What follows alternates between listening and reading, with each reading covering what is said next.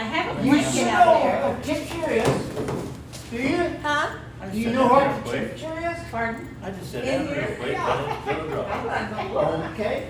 I Then you'll know what I a assume picture it is. has it on here, but I don't know. No, it doesn't. You know I got tarpaulin in the car if you want to borrow. It does not have it on here. I carry around a blanket all the time, just. Well, this is Tom's extra fleece that was out in the car. As you can see, it's a little large, but hey. There's no Wolverine ruffle on it, so I figured it might have me come up with. Oh. Then he's on the board. Hi Shirley, how are you? Oh, he took down the don't walk on the floor in here. Well, I didn't. I didn't. I know you didn't walk. I thought maybe you said, were saying you didn't take the sign down. Oh.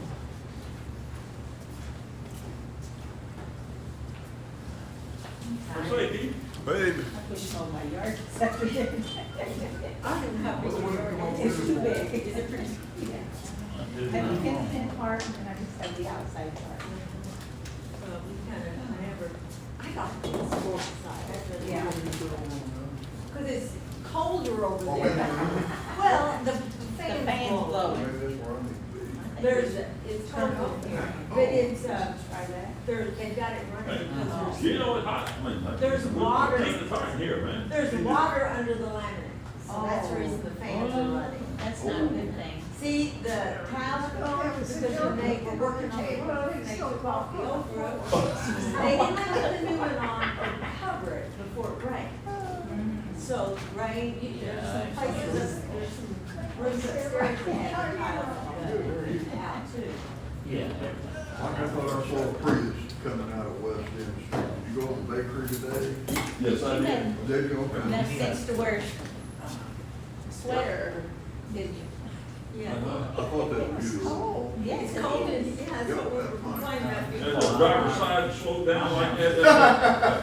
Well, it probably is. Carrying Debbie up here, I brought something to give to her. I'm second I Baptist want to Church. tell you the reason I wasn't there Wednesday night Oh. wasn't because I hadn't gotten my assignment. We figured that was, we talked about it. I went out, got in my car, and the battery was dead. Oh, my And goodness. it was too late to call Yeah. anybody, so Oh, okay. I That's said, I'll wait irritating. till afternoon break. It's irritating though, that the battery does that.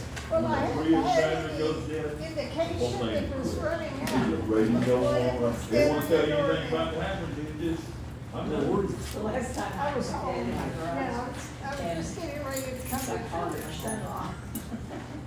He said, Carol, how long has it been since you had battery change? I said, I don't remember. It was like 6 years or something. So it wasn't under warranty? No, it wasn't. Because our Mustang was dead about a month ago, Yeah. and it was, we hadn't had a Oh, battery really? in a year Oh. yet. And so Oh, they no. replaced it Always. free of charge. That was nice. Leaving the yeah. light, But I- light on or something, and then, that's not the easiest thing in the world. So I don't worry. Go to Prius, she had, yeah, she had a Prius. They didn't probably do it. She says totally, she doesn't have it anymore. But, There he is. Hey, Keith. I can't Captain, believe. what was it, I Captain, thought- Captain? But I thought you were gonna be here tonight. Huh? But here, Ryan took it out. And. Are you gonna be in Evansville tomorrow? You gotta go there. Go. Okay, that's what it is. I thought, for some reason, I was thinking you were gonna be in Evansville today. So he took it up there Actually, I'm going to Evansville to get an older friend of mine. and put it in. So I really I'm didn't. bringing it back think here. so. Oh, really? First, I had to have Where I live and one. take some. You probably just left your lights on. So you have friends, that's awesome, man. No. Not bringing him back. That's it. But I don't know what a real friend is, that's why I don't have. There you go. Yeah. Oh, they do? I've got a lot of appointments. Of course, it may be for the pandemic because they're, everything's I better read different, but. Oh, it But is. used to be fairly cheap. Yeah, not anymore. It's what, which one do you want? I said, I don't care, just want to pick. Oh, I had a good time. She Is James gonna be? I saw him in the He hallway. is here, he will Okay. be here, he just got stopped. I'm just gonna mark him down. He got too hot. Sure. That cold when I got in here. Yeah. We should have got our winter coats tonight. Yes, I think so. That's what I thought. No, you're not playing golf. Back next time you see what you Yeah. I need a short You pencil. don't wanna do that. I'm sure he's down, he works, he does his son's finish. Sit on that side of me. He's got to do work. My man's here. Works on the lesson on the. There he is. There you are. I turned around and said, hey, he works on his lesson down in the basement. And if there's not a machine on his, she'll be down there. I'm sure no rest at least now this much on. And then he finishes it up Saturday. So he gets Wednesday afternoon, Wednesday night, and Saturday morning, working on. Yeah, he's almost. I couldn't remember what I'd done. 3 days ahead. He wouldn't help me with that. I'm going to smoke. And then it's just a little fast. Does anybody else need a handout? Did everybody get a handout? Would you grab a? I got it. Thanks, man, I appreciate it. I figured it out. I just want the next. Ready to hand up? There you go. Who else needs one? Anybody? All right, all right. Must be important if Ashley's selling it. I just don't want to have to wait. We got ours early, so we didn't have to pay. Oh.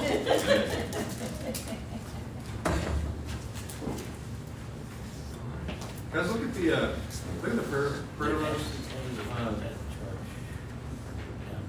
If anything needs to be adjusted, added, moved around, just take a few minutes to look at that.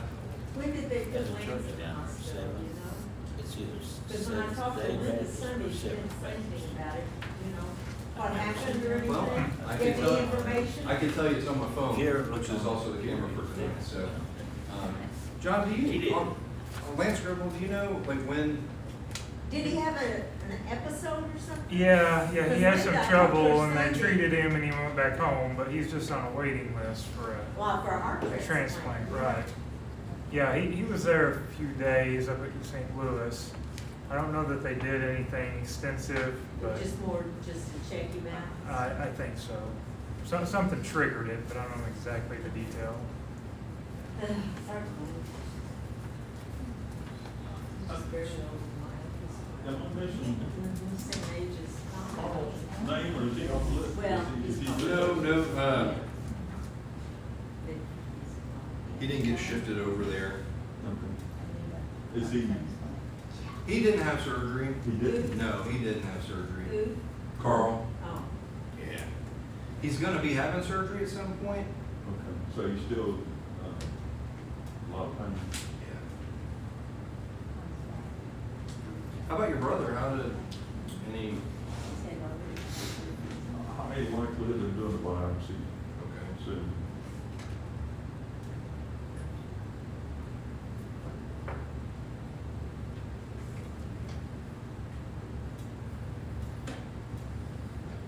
And Brenda Musgrave is home. Dick got to take her home yesterday. They had about a week-long stay between a couple hospitals, but yeah.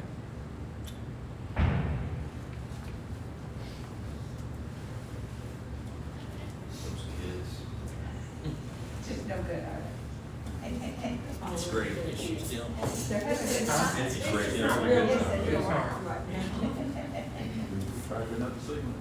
Yeah. It's, Carla used to go down, straight to them. Yeah, she was. I know. You know, her just as well as I am. She think twice. I find you put on the Yeah. I call it pretty much all the time. Kenny, It's hard to not. from your CT a few weeks ago, It's good. it's good? Well,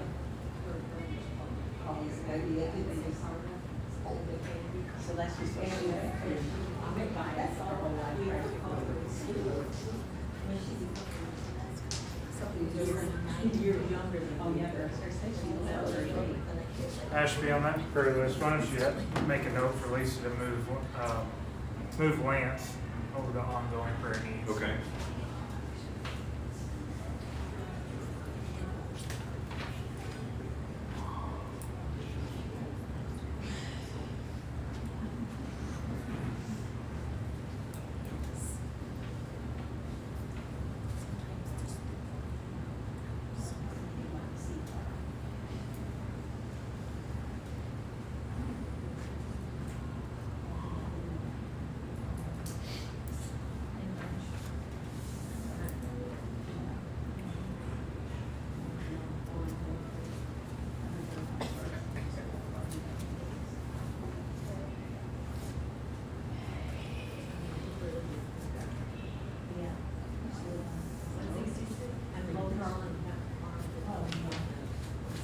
Oh, really? I didn't know that.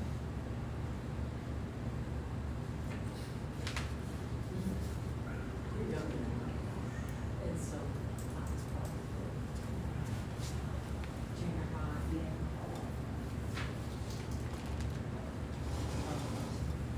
All right, well, I feel like silence is an indicator that we're good to go. So when we get together as a family, for meals or birthdays or holidays, it's always kind of awkward because I show up and it's like, all right, well, I guess it's time to eat. It's time to eat dinner, you know, and you know, I show up and you know, there's an awkward moment of, well, I guess we need to say the prayer. I guess, well, Ashley, why don't you say it, you know? Like, just because, you know, just because that's my job, I get asked to pray. So I'm gonna flip the awkwardness around. Would somebody like to pray for us tonight? I know I typically pray to get us started, but would somebody want to lead us in a word of prayer before we begin tonight?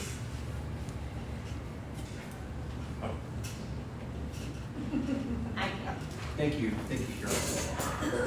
Heavenly Father, I thank you for allowing us to be here today, Lord. I pray that you'll be with us in the lesson. I pray, Lord, that we can take home things that we need to know. I pray, Lord, that you would be with our church, help us to make right decisions. I pray, Lord, that you would help our church to see lost souls saved. I ask all these things in your precious name. Amen. So typically I just jump right in to what we're talking about because I always just want to get started. And I always neglect to share announcements that I think are pertinent. Just want to remind you guys that we do have a couple of service opportunities coming up. On Monday, we're going to be taking some stuff to Love Packages. In fact, if you want to see the material that we have wrapped up and ready to go, it's in the hallway kind of outside of the church office. That hallway that goes down past my office. If you want to go, we still have room for you to go. It'll be a full day, so we'll leave at 6. Pack a lunch. We'll have some bottled water. We'll stop and grab something to eat on the way back. Maybe get some ice cream. And it'll be a full day, but it'll be a good day. And I would just love for everybody who has a chance to go, just have the opportunity of serving in that way, and just seeing what the ministry does there at Love Packages.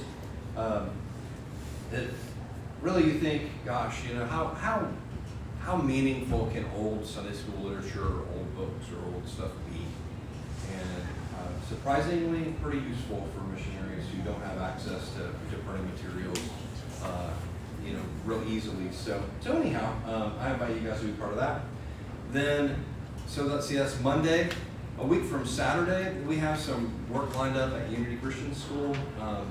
As I was looking for projects in our community, I know that they have things that are just always ongoing, and since they really, the school really benefits from volunteer involvement more than anything else, they're needing some assistance with some landscaping type things and tearing down kind of an awning area and like a wheelchair ramp. So if you're into landscaping, wheelbarrowing, shoveling, or if you want to tear something down, let me know. I'll get you signed up for that. And then let's see. Oh, don't forget members meeting Sunday night. It's important to be here. It's always important to be here at a members meeting. And of course we know that several pretty important things are going to come up Sunday night related to the building. also about some mission trip stuff and other church business. Honestly, it's all important because it all affects kingdom work, and so let me just encourage you to be here Sunday night for our members meeting as well.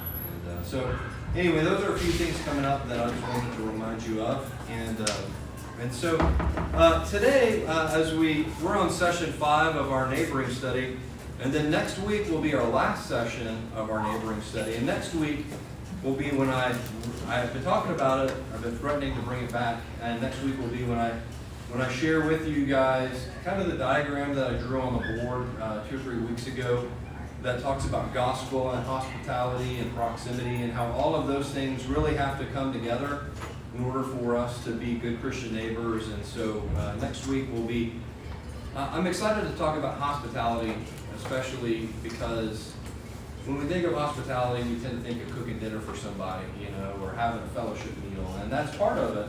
But hospitality definitely has some, it's like an onion, to use food as a thing. There's lots of layers to it.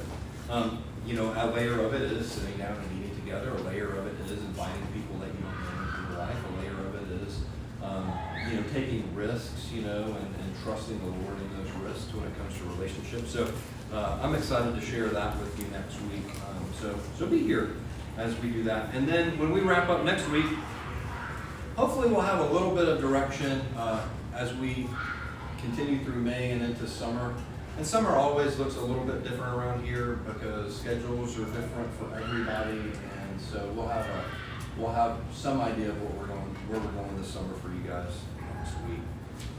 So with that being said, today as we talk about neighboring, we're going to look at limitations to our neighboring, like what we can do as neighbors, and boundaries that we need to establish as neighbors. And so tonight, what we talk about, I think, will be beneficial on a couple of different levels for you guys.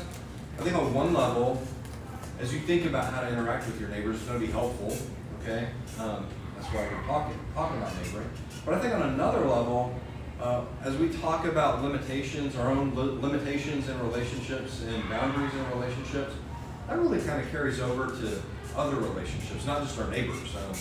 A relationship is a relationship, whether it's a friendship with a neighbor, or it's a marriage, or it's parenting, or it's a extended family relationship. These things, I think, would also apply to that as well. So I think there are different levels of application for the things that we're going to talk about tonight. But the most immediate level of application is obviously going to be neighboring. So we live in a world that has been affected by the fall, like everything has. It's not just when sin, okay? Well, we make bad decisions, we disobey God, and if we don't have a restored relationship with Him, we die, we're going to go to hell. I mean, sin is more than just that. If you remember back in Genesis, when Adam and Eve sinned, the curse not only affects their relationship with God, their relationship with each other, but it also affects the earth that we live in as well. And so all things are affected by the fall.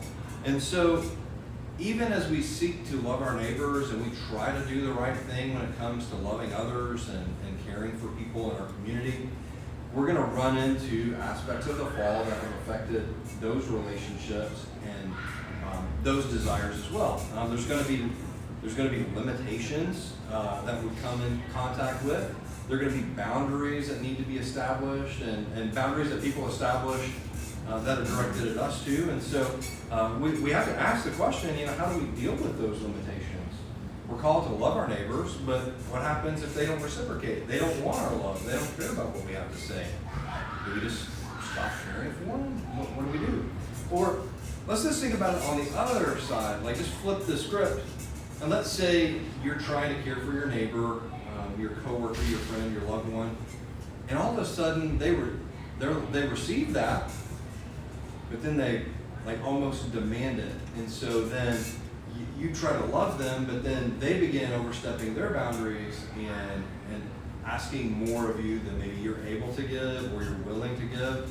And so when you feel like you're being taken advantage of, and we experience that in ministry quite a bit, especially as an organization. I've talked about benevolence needs and things like that, and sometimes you do feel like people are taking advantage of you. what do you do? How do you establish boundaries there? You know, what's right? What's the best thing to do for the people that we're trying to care for? What's best for you? So there should be space for boundaries in our neighboring in the way that we look to others. We're going to talk about that tonight. So we'll just come out of the gate here. The first point there on your sheet that we'll begin talking about is, what if my neighbors don't want to be friends? Now, I've been for a few weeks saying, hey, get to know your neighbors, figure out what they like doing, figure out their stories. You know, do they know Jesus? Let them know that you love Jesus. Let them know you're part of church. Do something nice for them. And so I really do hope that my encouragement to you to get to know those people who are around your house where you live, I really do hope you've taken some initiative there to, even if it hasn't been invite them over for dinner or clean up their yard or anything like that, at least making an intentional effort to say something to them, to learn something about them, and to share something about yourself. But as you do that, what happens if your neighbors they aren't interested? I've shared with you that when I lived in Louisville, honestly, I had to do some work because of a fraud issue today, and so I had to look at a credit report. Well, not really a credit report, but kind of our credit history. And in that credit history, I was looking at it, and it was really cool because it had all these addresses where Mandy and I had lived, like for all of our marriage. The only thing it didn't have was my childhood home address and her childhood home address, but everywhere we've lived since then, it had, like our college dorm addresses and, you know, whatever. But as I was looking at that, I noticed, gosh, out of like 10 or 12 addresses, only 2 of those were like actual houses. All the other like 9 or 8 of them were all apartments. And I've shared with you my experience of living in apartments and people living on the other side of the wall that I didn't even know what their names were or what they did. People who lived above me or below me. And so much of my life was spent living in those environments where not only did I really not seek out like relationships with my neighbors, they weren't really seeking those relationships out either. You get home, you walk up to your apartment, you shut the door, you do your thing, and then when you get up in the morning, you leave, and it's all like just people coming and going, but not really interacting with each other. And so sometimes it's hard to get to know your neighbor because you just never even see them. You don't have a chance to talk to them and get to know them. And so there's some aspect where people just are too busy to want to be your friend. And so that's a limitation there. But there are other reasons too, besides just being, being busy or just not taking the initiative to do that. So let's look at some of these here that I've listed below. So the first thing there, actually, I did mention it, they're too busy. Just like I said, with my apartment experience, and other people living the same kind of life I was. Another reason people may not want to be friends with you is because they're wary of you. Now, have you ever been suspicious of neighbors that you have? Like they do something weird, they have a weird habit, or they have a weird schedule. Like I have a neighbor who lives across from me, and I know he lives there, I think, because I hear the truck come and go, but sometimes I never see the truck come and go. Sometimes the house looks abandoned, but I know it's not. And so, if I'm honest, he's the one neighbor I haven't really gotten a chance to know that well because I'm just kind of a little wary, So anyway, but maybe people are wary of you as well. Maybe some people are just uncomfortable kind of building a friendship, or maybe they're introverts and they just don't need relationships, or maybe you're just too extroverted and like when you catch them in the driveway and you talk their ear off and they're like, oh my gosh, I'm avoiding that guy because if he starts talking to me, I'm going to be out there for a half an hour when I really want to be inside. So maybe they're just a little nervous to be around you. Maybe they've had bad neighbors. Maybe the neighbor that lived in your house before was a jerk. And they're like, well, maybe this person's a jerk. And so, I don't have time for that. But anyway, they can be wary of you. Another point there is that they're relationally full and they don't need another friendship. Do you feel that way? Do you feel like, man, I have a lot of relationships, I have a lot of friendships, and honestly feel like I'm too busy for the friendships that I do have because I feel like I'm always letting somebody like letting somebody down. There's somebody that I need to hang out with, and I just don't have time to hang out with them. Maybe that is you. Maybe that's them. Maybe they just have they're a big family. They, you know, are whatever. They're just relationally maxed out, and they don't need anybody else. Maybe it's just because they're in a different stage of life. So when I lived in the apartments that I was talking about, most everybody else there were just like me. They were either like married, but only been married for like a year or two, and they're just trying to get their feet on the ground and start a career. Maybe they're single, maybe they're college students, and they're all kind of living, you know, sharing an apartment with each other, just save money. And so sometimes you're just at a different stage of life, right? I'm busy, you know, I work 3 jobs, and when I get home, I just really want to sleep. Maybe they have kids, and they're just frustrated because they got to get in, get dinner cooked, get the kids taken care of, get them to bed, have some time for their own marriage, and honestly, they're just, you know, they're too busy to stick around and talk, you know, to you outside. Or maybe they see you and you have some kids and you have an extent, you know, your family dynamic, external appearance of your family dynamic, maybe it looks different than where they're at. So there's just not really something that would connect, that would naturally cause you guys to connect. And so maybe they're just at a different stage of life. The last one there, they're afraid of what you might discover once you get to know them. Gosh, in this room, it's kind of a catchword now. I mean, it's true, it's real.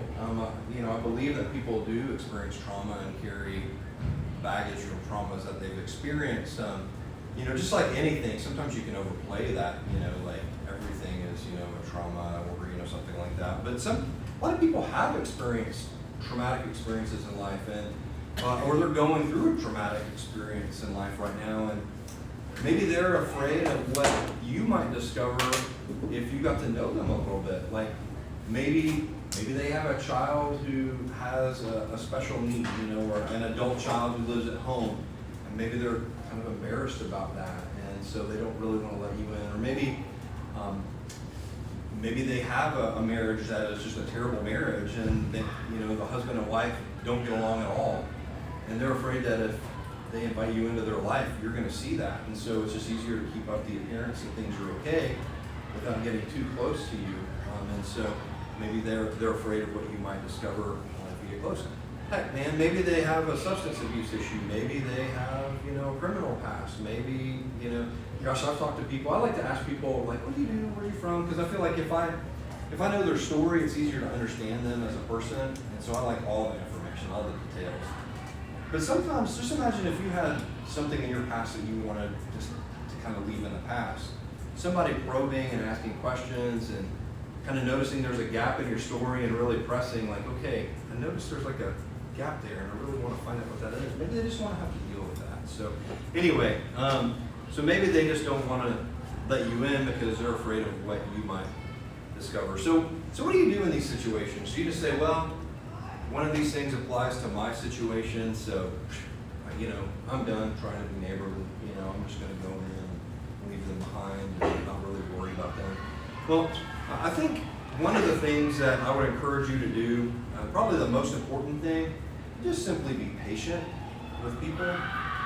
Just because somebody doesn't initially want to just jump right in and have a deep, meaningful relationship with you and receive your neighborly, advances was a terrible word that I was going to use, but your neighborly activities and deeds and things like that. Maybe they're kind of standoffish about that, but my encouragement to you is just simply to be patient. You know, I think that's one of the advantages of being neighbors with somebody, actually, especially if you live in a home.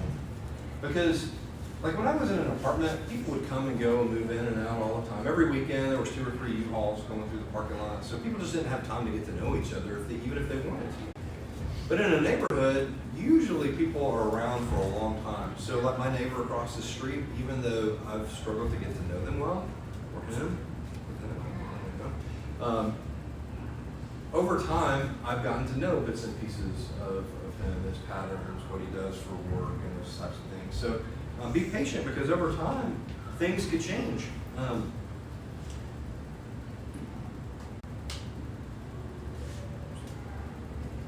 So yeah, so let's just kind of move on. So within that, within thinking about being patient with people and being patient with your neighbors, let me give you 4 things that you need to do. The first thing is fight against people pleasing. People what? People pleasing. Mhm. People pleasing. So I will just readily admit, if I go up to my neighbor, or if I were to walk up to a stranger and actually take the initiative to get to know them, and they just really shut that down, or if it was a neighbor and I tried to do something repeatedly and just every time they just, kind of rejected any kind of friendship that I extended, I would have a tendency to take that personally. I would begin to think, was it me? Like, am I weird? Did I do something wrong? Why don't they like me? I mean, other people like me. I think they like me, and why don't these people like me? And so then, instead of you trying to care for them because you feel like God has called you to love your neighbors, all of a sudden it kind of becomes a referendum on your own self-worth. Well, like, what's wrong? And so you work harder, you try to do more, because you just say, man, if they just like me, then okay, I'm normal, and I'll feel better about myself. Let me just point you to 1 Peter chapter 2, and just 2:23 specifically.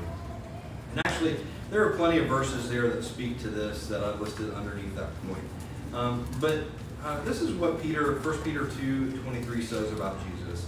When he was reviled, he did not revile in return. When he suffered, he didn't threaten, but he continued entrusting himself to the one who judges justly. So Jesus' love for others wasn't based on what he received from them. His love was not based on what he received from other people. His love was based on his desire to care for them. And so not only do we see Jesus as an example, he's not really our only example of this, right? Well, actually, let me rephrase that. He's not only our example, but his love is what actually makes it possible for us to love. So 1 John 4:19, why do we love other people? We love other people because Jesus first loved us. That's the only thing that makes us capable of loving other people, is the fact that we ourselves have been loved as believers as well, as people as well. So one of the ways we fight against people pleasing is by trusting that whatever happens in a relationship between us and our neighbors, or that person you're trying to be a good neighbor to, you just need to trust that whatever happens is part of God's plan for us, and not loving people out of a need to somehow feel love yourself, but out of a response of Jesus' love to us. And so I know that for some of you guys, you might think, yeah, I mean, I totally get that. Why do you even mention that? But I'll just say, some people, they do love other people because they're seeking to be loved in return. And so, you just have to be careful of that. I'll just say this, and just think about this. If you love somebody based on their love for you, are you really loving them? Are you really motivated by love for them? If your motive is to be loved in return, I would say that's not love. If your love for someone is based on how they reciprocate that to you, then you don't really have love. You're really treating them as a means to an end. You'll love them so that they'll love you back. So when you do something for somebody so that they do it back to you, I kind of grew up saying, well, that person's using someone else. You see it in relationships all the time. Well, he's using her for X or Y or Z, and she's using him for X or Y or Z. And so that's not really loving somebody. That's simply using somebody. And it seems like that would be like a really basic truth. Like, you don't do something just so somebody does something in return. People were made to be loved, not to be used. And so we need to remember that. Love can't be transactional, because when it is, it's not truly love. So as a Christian, we love, and with a different standard. We have a different standard. We don't love, I should love you not if you love me, but I should love you because God first loved me. Romans 5:8, even while we were God's enemy, he still loved us. And that's really how we ought to love other people as well. So We need to love others because we're made in God's image, because we've been extended love by Christ, from Christ. And so we need to have that attitude towards others. Let me just kind of fall back on 1 Corinthians 13 and just say this. Like, you can do a lot of things well, man. Gift of prophecy, all these gifts that you can have. But if you exercise all of those things, but you don't have love, those things are just annoying practices towards other people. So, again, love is just a basic and essential thing when it comes to Christianity. So, anyway, so the next point there, really obvious, pray. James 4:3 says, you do not have because you do not ask. So as you think about your neighbors and struggling to get to know them, are you really praying about getting to know? Are you praying for that to happen? Are you asking the Lord to create opportunities so that you can get to know your neighbors? And if you are trying and they're rejecting, are you praying that God would somehow break down that barrier so that they might be open to receiving the love that you're trying to extend to them? So pray. Number 3, seek counsel. So sometimes maybe you are doing something wrong. Maybe sometimes you are being weird, and you have a way of saying something, or you're trying to do something that is off-putting to someone else, and maybe you just need somebody else to point that out to you. Christians are so nice. Listen, man, I understand why a lot of people really are attracted to being involved in church, because usually people in church are really nice to each other. You could have, your hair could be out of place, your zipper could be, unzipped, and, people are not going to say anything to you or point that out. They're just going to be like, they're just going to be nice to you and not say anything to you that would want to hurt, that they don't want to hurt your feelings, You might have a funny way of saying things and they'll never point that out. You may be socially awkward, but you know what? Hey, we love you anyhow. Sometimes we just need to seek counsel from other people, and ideally we need to seek counsel from Christian friends, okay? Sometimes, and just talking out what you're doing and what's going on, how your neighbor's responding, maybe they'll see something or notice something about what you're doing, and they can say, hey, sending them flowers every week with a little card attached, hey, I love you in the Lord, we'd love to see you at church on Sunday. They might say, hey, that's coming on a little strong. Maybe just I'll stop doing that, kind of a thing. But anyways, so talk to somebody and share what's going on, and maybe they can help you with your issue. And then number 4, I alluded to this a second ago, but stay. I look around the room and I see a lot of people that have kind of planted roots in various ways. Just to highlight my experience again, for the first, feels like 10 years of my marriage, it was constant movement, and never got to know people well because I never stayed somewhere long enough to get to know them well. But the longer you live somewhere, the longer you stay at one address, the more likely it is and the more effective you will be in expressing gospel love to those people that you're around. So consider the benefit of staying put for a while.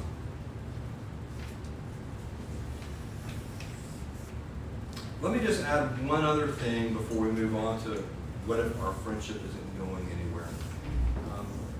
I've mentioned this several times, and Gino, you've pointed this out several times as well, but we need to remind ourselves that Christ's calling in your life is to be faithful with what He has given you and not to be faithful with what He hasn't given you. And so what I mean about that is, if He hasn't given you a chance to get to know your neighbor well, that relationship isn't clicking, then you just have to accept the fact that that's just where your responsibility ends for now. If they're not receiving my friendly gestures, my kindness as a neighbor, then there's nothing I can do about that. And I just have to trust that, Lord, I've attempted to do what you've called me to do, and so I'm going to turn that responsibility over to you. Galatians 6:10 says this: So then, as we have opportunity, let us do good to everyone, and especially to those who are of the household of faith. So we see in this passage really a couple things. First, we see a command to love. Let us do good to everyone. But as we try to do good to everyone, we have to recognize that we do that within the limits of the reality that God has kind of given some boundaries to that. Because he kind of, we do good to everyone, but the first part of that verse is, as we have an opportunity. So sometimes we don't have the opportunity to love or do good, and so we have to just accept the fact that, you know what, the Lord's sovereign in that. You know, there are so many hours in the day, there's so many days in the week, you have so many things that you're responsible for as a parent or a husband or a wife, or as, you know, an employee of a job or at a church, that instead of just obsessing over the one thing, your neighbor not liking you, there are so many other things that God has called you to do as well, that you can begin focusing on those things more than you may otherwise be doing. So anyway. All right, well, let's look at this other limitation. What if our friendship isn't going anywhere? Like maybe you've hit it off and they'll talk to you and, you know, you've had dinner, or, you know, maybe you hang out in the backyard and talk periodically. But let's just say, like, as a Christian, as you try to make inroads to the gospel, you just realize, man, they're just not going anywhere. What do you do? Well, I think when that happens, we need to go back and remember what we talked about during our first 2 classes. Remember I said that, you know, our ultimate motive is to share the gospel with our neighbors, but that's not our ulterior motive, right? Ultimately, we hope that we have an opportunity to present the gospel clearly in a way that they would hear it and receive it and trust Jesus for salvation. But that's not the only reason why we get to know them. So if they're just shut you down, they're not interested in the gospel, does that mean you just stop being neighbors and friends with them? No. You just, listen, if the friendship isn't really going anywhere, man, you still love them, you still care for them, you still serve them as best you can. But then you also have to recognize that maybe your relationship with your neighbor is just, you're just going to be acquaintances. You know, that guy that moves in next door, the guy that lives across the street, we're not going to be best friends, you know, and I just have to accept that. And, you know, he's just going to wave at me when he picks up his mail and goes into his house, and that's really probably all that relationship is going to end up being. And we just have to make peace with that and trust that that God is at work in that person's life, even if it doesn't seem like he is at that moment. So you just need to make sure that's okay. Like, you know, you just need to let them know, hey, if you want more, I live across the street. If you need me for anything, just holler. But, you know, I'm not going to pester you all the time. What do you do if a Jehovah's Witness is at the door? You answer the door and open it up, and they want to talk about God, Mm-hmm. but they want to talk to you. Mm-hmm. I've seen them go around my house. Yeah. They go all the way down the street and they go around my house and go on. How do you touch them? I How do you don't- say those people? That's a good question for Mike Martin, Mr. Apologetics. I'm picking on Mike here. It's a good question, but I think it's a hard question to answer. I mean, do you talk to people? Well, sure. You know, you're neighborly, you know, just like you would be with anybody else. But somebody wants to engage in a conversation that leads to a conversation where, you know, there are points of disagreement. I mean, you have to just recognize those points of disagreement and in a loving, kind way, and move on. I mean, if they're hostile, you know, then you punch them in the face, and no, no. I mean, you just, hey, I politely disagree with you, but you know, They're gonna be very well trained. yeah, they will be. You Yeah. tell them you are an active opposer. That's the terminology to use. You tell them you're a what? An active opposer. Active opposer. That is the terminology that you want to use. Gino, there you go. Remember that. Active opposer. I did hear a really good point. A friend of mine in Florida had a confrontation with one, and their one of their beliefs is that Jesus wasn't God. He was the Son of God. He wasn't God. And she said, wait a minute. When Thomas saw him in the upper room, and what did he say? He said, my Lord and my God. She said, why didn't they Jesus correct? And they said, well, he should have. But then, that's not, they have their own Bible. If there's places they don't like, they change. All right, well. Yeah, so if your friendship's not going anywhere, don't force it. I was going to say this earlier. I kind of stopped earlier, and I knew it was coming up again later. Man, if you're okay just kind of being acquaintances, you never know what's going to happen in a person's life down the road. You don't know if that neighbor who really just isn't interested in getting know you or really talk about the gospel with you may go through some sort of traumatic experience in their life, a loss of a job or a loved one, or something might happen that may, when they're at their worst, at their lowest point, they may come to you and say, hey, listen, I know you go to church. I don't have anywhere to turn right now. I'm struggling with this. Would you mind talking to me? You never know when that moment is going to happen, right? It might not be so neat as that statement there, but you just never shut the door, never close the door on that. Sometimes just say, hey, my door's, I live here. My door's open anytime you need anything, and just kind of move on from there. So, all right, well, let's keep moving here. What if they don't like me? Okay. What if they don't like me? There are a lot of ways that relationships with your neighbors can go bad. We hear stories, you've heard stories before where maybe there's an argument or quarrel between two neighbors and it just can't get resolved, or there's an issue in your neighborhood and you're the lightning rod for that, and people don't like you. We don't get to choose our neighbors.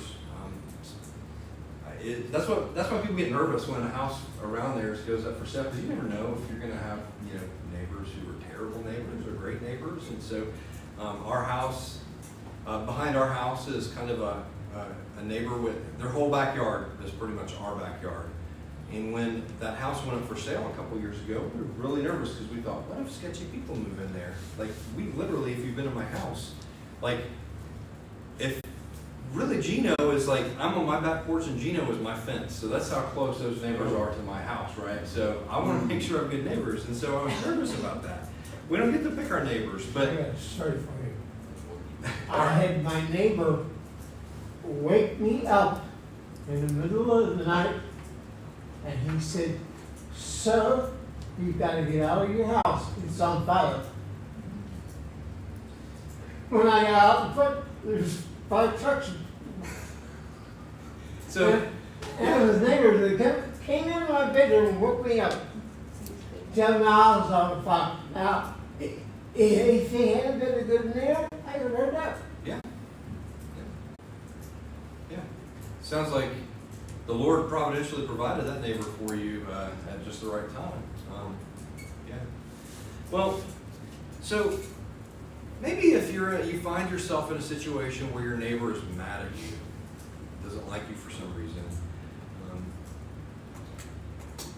our reputation, and if you've let your neighbor know you're a Christian, your reputation and Christ's reputation are tied together. So, listen, if you and your neighbor get sideways, very often they will not only think, well, Ashby's a jerk, he's also a Christian, and all Christians are jerks. Jesus must not really be that big of a deal if he's going to do these things. He just claims to be a Christian. He's really a hypocrite, and all Christians are. So in those situations, obviously people may misunderstand, what your motives in a situation. So how do you handle that? Well, the first thing is that I would ask you to do is maybe examine your motives in a situation and see if they might be right. Sometimes you may have a dispute with a neighbor and you're actually wrong, and you're so convinced that you're right that you're really the one that's making things worse for yourself. I would hope that as a Christian, your first response to somebody, to your neighbor would be, let me start over again. I would hope that as a Christian, your posture towards your neighbors in any situation would be that of humility. Like, be willing to listen, hear what they have to say and talk about things rather than just immediately reacting to what they say. Sometimes we tend to think, well, my rights, my property, this thing that we're disputing about is more important than my calling to love my neighbor well. And that doesn't mean you just, concede everything and let them walk all over you if there's a situation where you are right. But it does mean that you need to be actively thinking about, okay, is this really worth fighting over? Is this really something that if we go toe to toe with each other, is it really going to harm my ability to love my neighbor well? Ask yourself, did you harm that person? Did you do something wrong to that person, even if it was unintentional? At church that happens all the time. We say things and they come out wrong. I do a lot, just talk a lot. The more you talk, the more silly things you say. And so I'm comfortable with apologizing for things, especially at church, because I know you guys are forgiving people, but when we're with people outside the church, are we as quick to apologize or to seek forgiveness with those people as we would with people in the church? I would hope that we would model that same attitude, that same posture of being apologetic and restoring relationships outside of church as we are inside. But anyhow, remember Proverbs 15:1. It says this: a soft answer turns away wrath, but a harsh word stirs up anger. Now, with all Proverbs, it's not a guarantee. It's not like a prophecy or anything like that. But it's something that will generally hold true. And so when conflict arises between neighbors, just remember, a soft answer most often will de-escalate a situation. But when we speak harshly to others, it almost always escalates something. I mean, am I wrong on that? No. I mean, it's like consistently, unless a person's really patient, it always escalates it. So, anyway. Well, here are a couple of verses that Paul gives us that I think can help us maintain a realistic perspective on what's possible in those relationships where people may not like us. In Romans 12:17, we read this: repay no one evil for evil, but give thought to do what is honorable in the sight of all. Okay, so repay no one evil for evil. So if you're not going to repay someone evil for evil, what do you do when you're treated poorly by your neighbor based on this verse?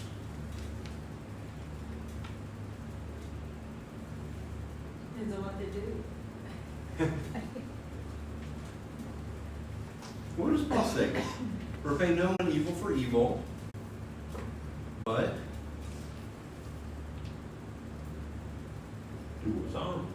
do what's honorable. And I like there that at the end it says not only do what's honorable, but do what's honorable in the sight of all. So other people will likely observe your interaction with your neighbor. If you live in a neighborhood that's close knit, they're going to know, hey man, did you hear what the Tillerys and the Johnsons, they're arguing about, the dog using the bathroom in their yard, and their cat, is getting in the garden and, doing stuff. And so, man, did you hear about that, Well, when I respond in a way that is honorable, be it apologizing because I'm not keeping my animals in check, or, even if I think I'm not in the wrong, and maybe I'm not in the wrong, but they think I am, trying to resolve that in an honorable way, other people are going to see that. And so you have to ask yourself in a situation, what would be the most honorable course of action in the sight of everybody else? Is it punching them in the face because, they've ticked you off? No. I don't know what it is for that specific situation that you may be going through, but you need to give that thought as you consider what would be honorable in the way that you respond to your neighbors. And the second verse you see there is 1 Thessalonians 2:10. You're witnesses, and God also, how holy and righteous and blameless was our conduct towards you believers. So Paul is defending his conduct towards the Thessalonians in this verse. And Paul, awesome guy, right? I mean, nobody can dispute that. But was Paul perfect? Absolutely not. He wasn't Jesus, so we know he wasn't perfect. But Paul says that he was blameless. So I think that category, blameless, I think is really good. It's a good category for us. And if you have a tender conscience, like you're really bothered by things, it's good for you to remember that as well. Being blameless isn't the same thing as being perfect. So if Paul can be blameless, though he was not perfect, we can be blameless as well, though not perfect.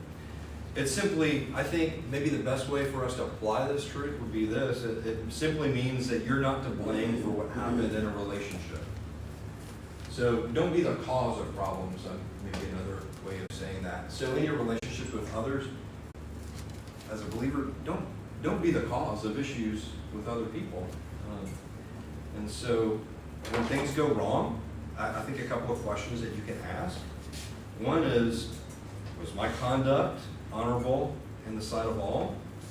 And the second question would be, am I blameless for what happened?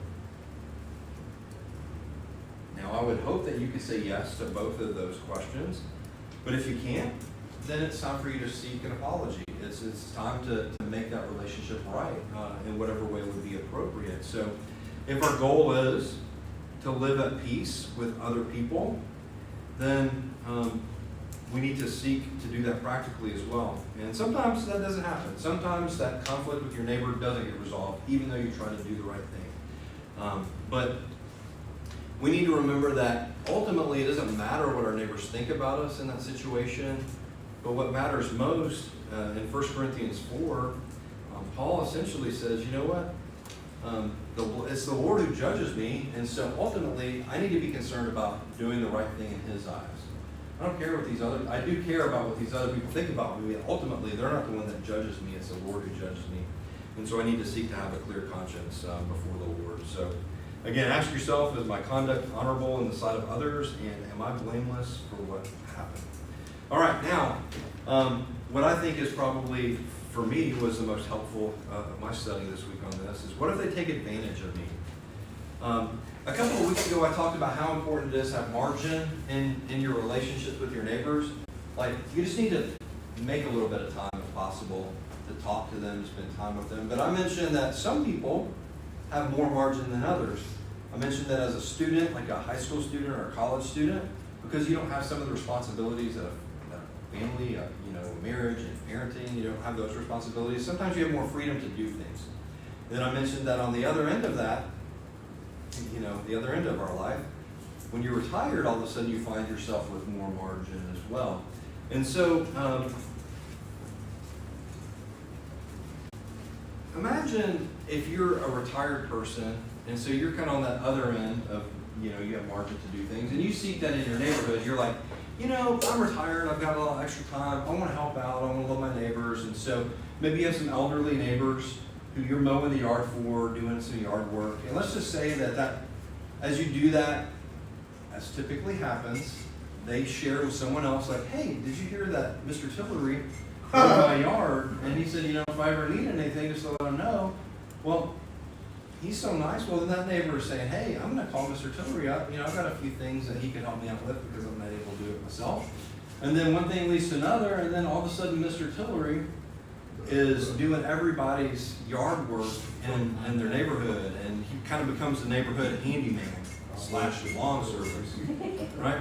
Well, maybe some of those elderly people in that neighborhood really do appreciate the help, but maybe if they were honest and they just stop for a moment and think, okay, could I afford to pay somebody to do this? Sure, but if he's willing to do it, why not just go ahead and let him do it? He seems to like it a lot, And so instead of assuming responsibility for some of the tasks that maybe they could have afforded to do themselves, or maybe they had a family member that could help them with, all of a sudden they've created an unhealthy pattern of asking for help and taking advantage of someone's kindness, and placing burdens that would be difficult for Mr. Tillery to bear. So you guys have likely heard stories and experienced that yourself in your own life. So how do we think about setting boundaries with our neighbors? So let's think about first why boundaries can be healthy and helpful.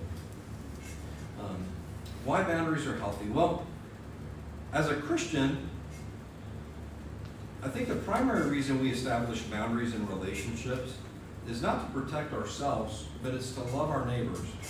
And that may sound weird, like, Okay, I need to set boundaries to take care of my own priorities, right? But the primary reason to establish boundaries in a relationship is not to protect yourselves, but to love your neighbors. I know that our first tendency is to want to take care of ourselves and think about others later.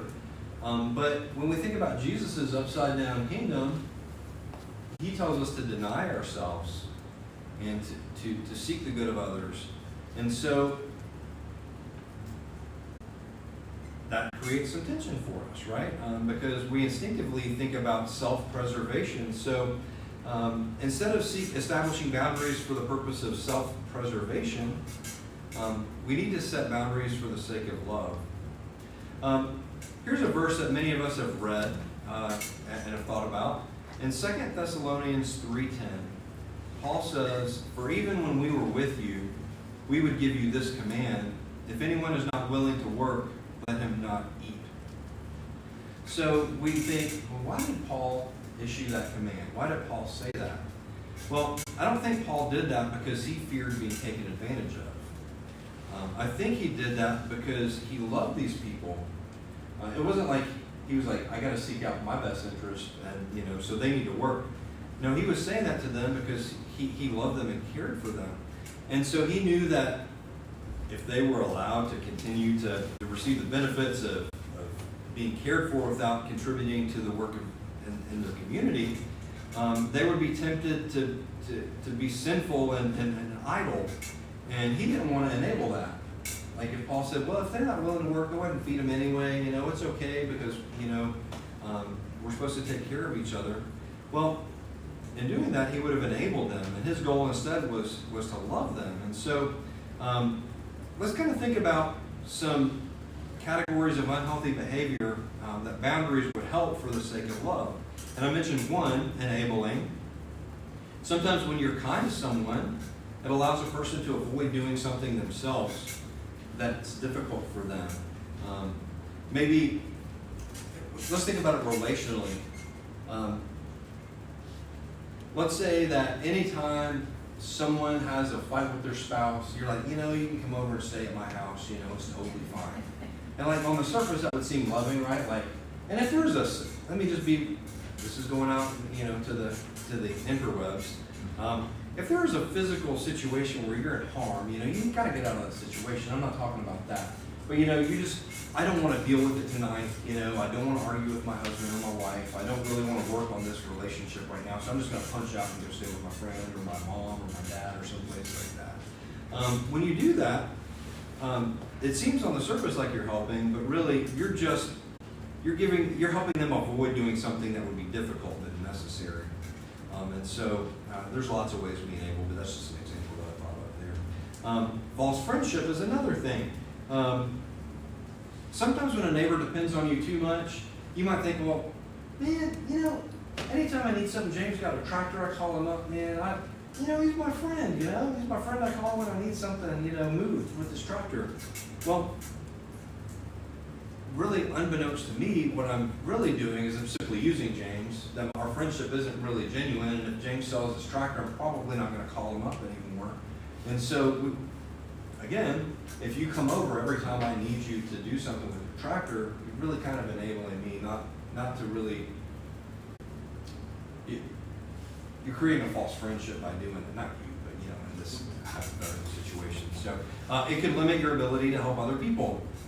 Maybe you help one person so much that there are other people that really genuinely need help, but by enabling that person to continually depend on you for their needs, you're not able to help somebody that you could truly, genuinely benefit, both relationally and physically and spiritually. And so sometimes we have to set boundaries because there are other people that need our help as well.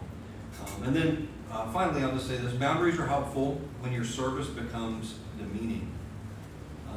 Sometimes when you help people do things, like, I'll just say this, man, isn't it great when you work hard at a job and you earn money and you're able to finally go out and with your own dignity spend money on something that is really important to you. But if you're constantly helping somebody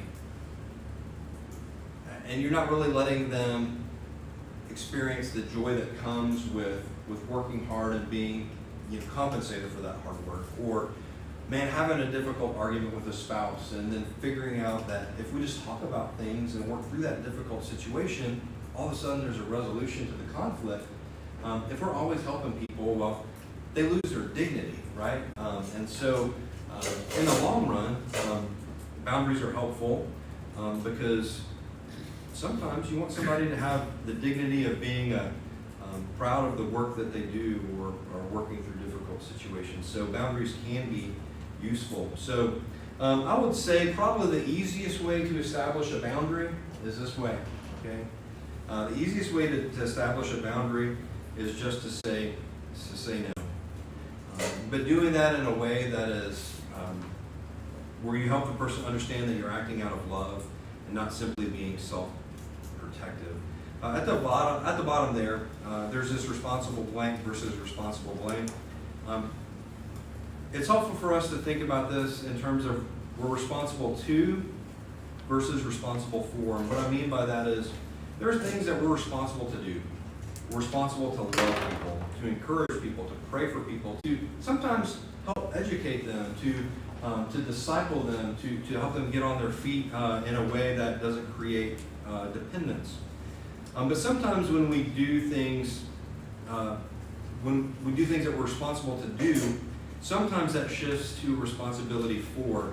So now all of a sudden, you're on the hook to secure a particular outcome for a person. So now I feel obligated to go help them mow the yard. You know, before I was just doing it to express love for them, but now I feel obligated to do that, and they're expecting it. So sometimes when you're in those situations, you have to realize, you know, there's some things you're responsible to, but there's some things you're not responsible for, and you need to learn how to say no to those things. So anyway, I'll stop there. And just in conclusion, you know, we have to remember that the things we do are kind of like sowing seed on the ground. Sometimes we will never see the growth from that, but the Lord is at work even when we're asleep, even when we don't recognize it. And then one day, in the Lord's timing, our love for our neighbor will bear fruit, and there'll be a harvest. And but ultimately, that's really up to the Lord. So let me pray, Gino. We're out of time. You've got to get kids, so let me pray, and then we'll talk after this. Okay? Father, thank you for the conversation we had tonight. And it's so hard to say no and establish boundaries. It's so hard to just to know what to do when things aren't working out with their neighbors. But Father, I hope that we found some help tonight just in our conversation about these matters. Father, just go with us now as we head home and try to rest up for our days tomorrow.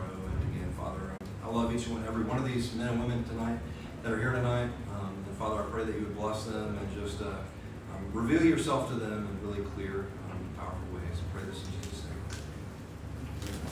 Gino.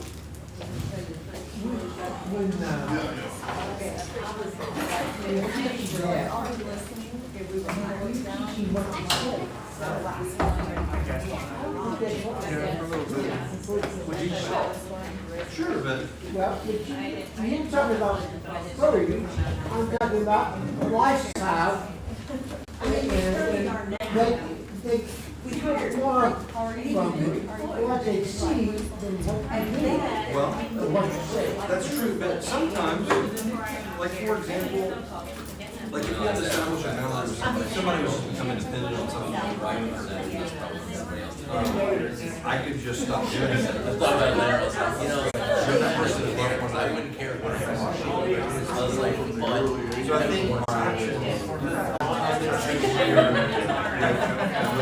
explaining why we're doing this. So what I would have said, okay, Gino, you would come dependent on me for this thing.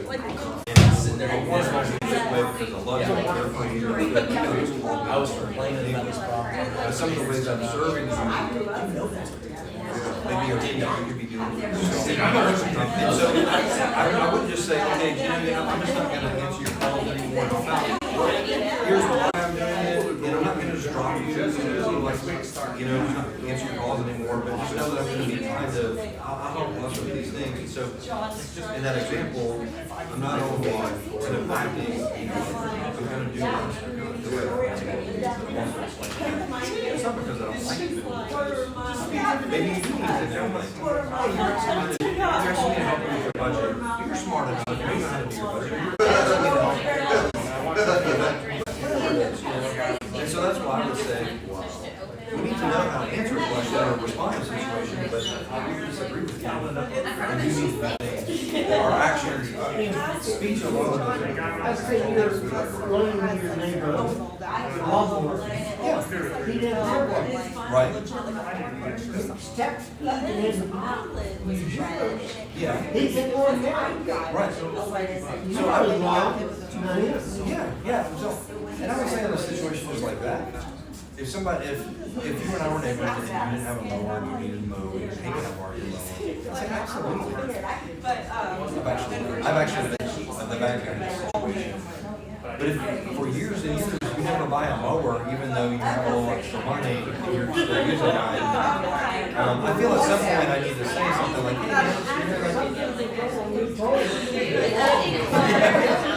hey, and that's why it's helping me. And I will readily admit, my tendency is my personality is I want to resolve conflict. So sometimes that means kind of mediating. That's how I'm wired. But some people, so I'm not going to say, I'm not wired to say, hey, you know, I think it's time for you to get wired. I would be the guy who would say, you know, sure. And then I would go complain to Mandy. I saw him breathing in his house, and I know that he learned we can a couple beer out of his budget, he could buy a lawnmower, you know, whatever it might be, you know. It's really nice. You're what? I am. That was my mom. And I just thought, listen, so what I'm saying, gee, but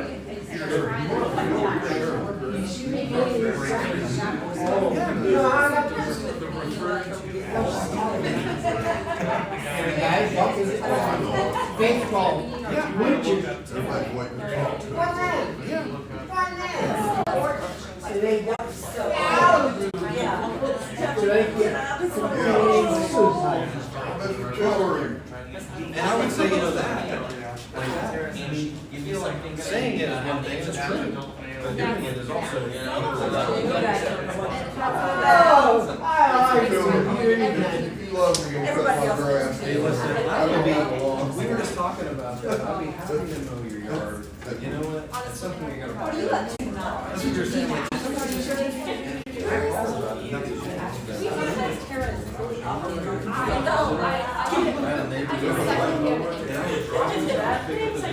mow my yard, and then drop off. And I spend my money on other things, and as an adult, I think. I got a funny bowling, I've got a funny bowling story. I took this, So anyway, I'm in retirement, I live in but I Texas. said, I love it, and it makes me sad to not. I'm gonna grab my phone. I'm gonna say, man, don't record Like nothing. physically, like more than the first time. And, I was like sick, so my, he comes down